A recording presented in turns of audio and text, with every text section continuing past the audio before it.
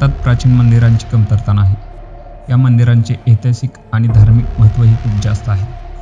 काही मंदिरे अशी आहेत की त्यांची रचना ही त्यांची ओळख आहे आणि काही अशी आहेत की त्यांच्याबद्दल अनेक कथा प्रचलित आहेत.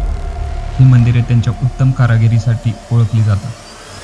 भारताच्या उत्तराखंड राज्यातील गिरिराज हिमालयात केदारच्या शिखरावर देखील असेच एक प्राचीन मंदिर उभे आहे. केदारनाथ मंदिर हे भगवान शंकराचे मंदिर आहे. हे मंदिर उत्तराखंड राज्यातील केदारनाथ गावात मंदाकिनी नदीच्या काठावर बांधले गेले आहे. केदारनाथ हिंदू धर्मातील सर्वात पवित्र स्थानांपैकी एक असून ते 12 ज्योतिर्लिंगांपैकी एक तसेच पंचकेदार व छोटाधाम या तीर्थक्षेत्रांपैकी एक मानले जाते.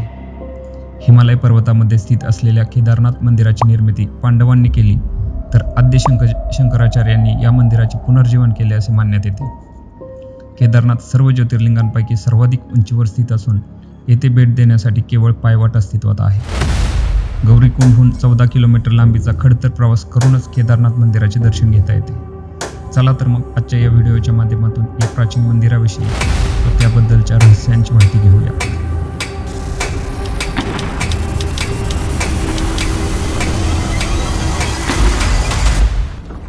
केदारनाथ जिकडे आहे तो भूभाग अत्यंत प्रतिकूल असा आहे.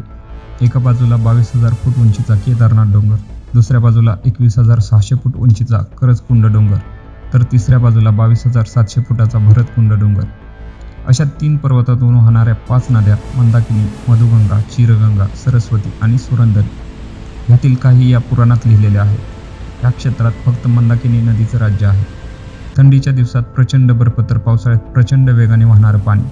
अशा प्रचंड प्रतिकूल असणाऱ्या जागेत एक कलाकृती साकारायची म्हणजे किती खोलवर अभ्यास केला गेला असेल. केदारनाथ मंदिर ज्या ठिकाणी आज उभे आहे तिकडे आजही आपण वाहनाने जाऊ शकत नाही. अशा ठिकाणी त्याचं निर्माण का केलं गेलं असावं? त्याशिवाय 100-200 नाही तर तब्बल 1000 वर्षापेक्षा जास्ती काळ इतक्या प्रतिकूल परिस्थितीत मंदिर कसं उभं राहिलं असेल हा विचार आपण प्रत्येकाने एकदा तरी करायला पाहिजे. जर पृथ्वीवर हे मंदिर साधारण 10व्या शतकात होतं तर पृथ्वीवरच्या एका छोट्या आयसेज कालखंडाला हे मंदिर सामोरं गेलं असेल असा अंदाज वैज्ञानिकांनी बांधला आहे. साधारण 1300 ते 1700 या काळात प्रचंड हिमवृष्टी पृथ्वीवर झाली होती व हे मंदिर ज्या ठिकाणी आहे तिकडे नक्कीच हे बर्फात पूर्णतः गाडलं गेलं असावं असं वैज्ञानिकांना वाटतं. त्याचीच शहानिशा करण्यासाठी Wadia institute of geology, Dehradun येथील वैज्ञानिकांनी केदारनाथ मंदिराच्या दगडांवर लिग्नोमॅटिक डेटिंग ही टेस्ट केली. लिग्नोमॅटिक डेटिंग टेस्ट हे दगडाचं आयुष्य ओळखण्यासाठी केली जाते.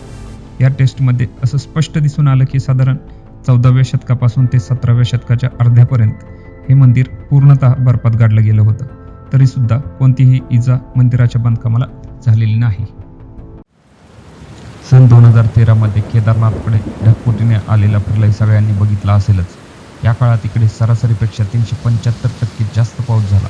त्यानंतर आलेल्या प्रलयात तब्बल 5,700हून जास्त लोकांचा जीव गेला. 4,200 गावांचं नुकसान झालं. तब्बल 1,10,000 पेक्षा जास्त लोकांना भारतीय वायुसेनेनं एअरलिफ्ट केलं. सर्व काही वाहून गेलं. पण या प्रचंड अशा प्रलयात सुद्धा केदारनाथ मंदिराच्या पूर्ण रचनेला जरासुद्धा धक्का लागला नाही हे विशेष. आर्किओलॉजिकल सोसायटी ऑफ इंडिया यांच्या मते या प्रलयानंतर सुद्धा मंदिराच्या पूर्ण स्ट्रक्चरच्या ऑडिटमध्ये 100 पैकी 99% मंदिर पूर्णतः सुरक्षित आहे. IIT मद्रास येथील वैज्ञानिकांनी मंदिरावर NDT टेस्टिंग करून बांधकामाला 2013च्या प्रलयात किती नुकसान झालं आणि त्याची सद्यस्थिती काय आहे याचा अभ्यास केला. त्यांनी पण हे मंदिर पूर्णतः सुरक्षित आणि मजबूत असल्याचा निर्वाळा दिला आहे. 2 वेगवेगळ्या संस्थांनी अतिशय शास्त्रोक्त आणि वैज्ञानिक पद्धतीने केलेल्या चाचण्यात मंदिर 5 नाही तर सर्वोत्तम असल्याचे निर्वाळे आपल्याला काय सांगतात? तब्बल 1200 वर्षांनंतर जिकडे त्या भागातले सगळं वाहून जातं, एकही वास्तू उभी राहत नाही, तिकडे हे मंदिर दिमाखात उभं आहे. आणि नुसतं उभं नाही तर अगदी मजबूत आहे. या पाठीमागे श्रद्धा मानली तरी ज्या पद्धतीने हे मंदिर बांधलं गेलं आहे, ज्या जागेची निवड केली गेलेली आहे, ज्या पद्धतीचे दगड आणि संरचना हे मंदिर उभारताना वापरली गेली आहे, त्यामुळेच हे मंदिर या प्रलयात अगदी दिमाखात उभं राहू शकलं असं आजचं विज्ञान सांगत आहे. उभारताना उत्तर दक्षिण असं बांधलं गेलं आहे. भारतातील जवळपास सगळीच मंदिरे ही पूर्व पश्चिम अशी असताना केदारनाथ दक्षिणोत्तर बांधलं गेलं आहे. याबाबत जाणकारांच्या मते जर हे मंदिर पूर्व पश्चिम असं असतं तर ते आधीच नष्ट झालं असतं किंवा निदान 2013च्या प्रलयात तरी नक्कीच नष्ट झालं असतं. पण याच दिशेमुळे केदारनाथ मंदिर वाचलं आहे. दुसरी गोष्ट म्हणजे यात जो दगड वापरला गेला आहे तो प्रचंड कठीण आणि टिकाऊ असा आहे. आणि विशेष म्हणजे जो दगड या मंदिराच्या बांधकामासाठी वापरला गेला आहे तो दगड तिकडे उपलब्ध होत नाही. मग फक्त कल्पना करा की ते दगड तिथपर्यंत वाहून नेलेच कसे असतील. एवढे मोठे दगड वाहून न्यायला त्या काळी एवढी साधनं सुद्धा उपलब्ध नव्हती. या दगडाची विशेषता अशी आहे की वातावरणातील फरक तसेच तब्बल 400 वर्ष बर्फाखाली राहिल्यावर पण त्याच्या प्रॉपर्टीजमध्ये फरक झालेला नाही. त्यामुळे मंदिर निसर्गाच्या अगदी टोकाच्या कालचक्रात आपली मजबूती टिकवून आहे.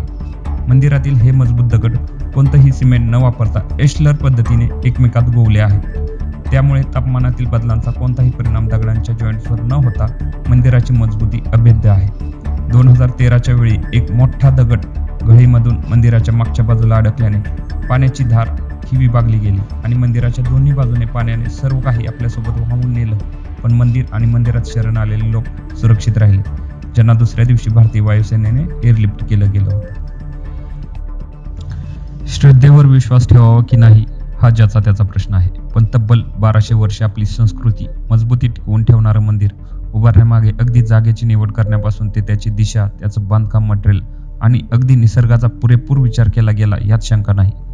टायटॅनिक जहाज बुडाल्यावर पाश्चिमात्य देशांना तापमान कसं सगळ्यावर पाणी फिरवू शकते हे समजलं. पण आमच्याकडे तर त्याचा विचार 1200 वर्षापूर्वी केला गेला होता. केदारनाथ त्याचं ज्वलंत उदाहरण नाही का? काही महिने पावसात, काही महिने बर्फात, तर काही वर्ष बर्फाच्या आतमध्ये राहून सुद्धा ऊन, वारा, पाऊस यांना पुरून उरत समुद्र सपाटीपासून 3969 फूट उंचीवर 85 फूट उंच, 187 फूट लांब, 80 फूट रुंद मंदिर उभारताना त्याला तब्बल 12 फुटाची जाड भिंत आणि 6 फुटाच्या उंच प्लॅटफॉर्मची मजबूती देताना किती प्रचंड विज्ञान वापरलं असेल याचा विचार जरी केला तरी आपण स्तिमित होतोय.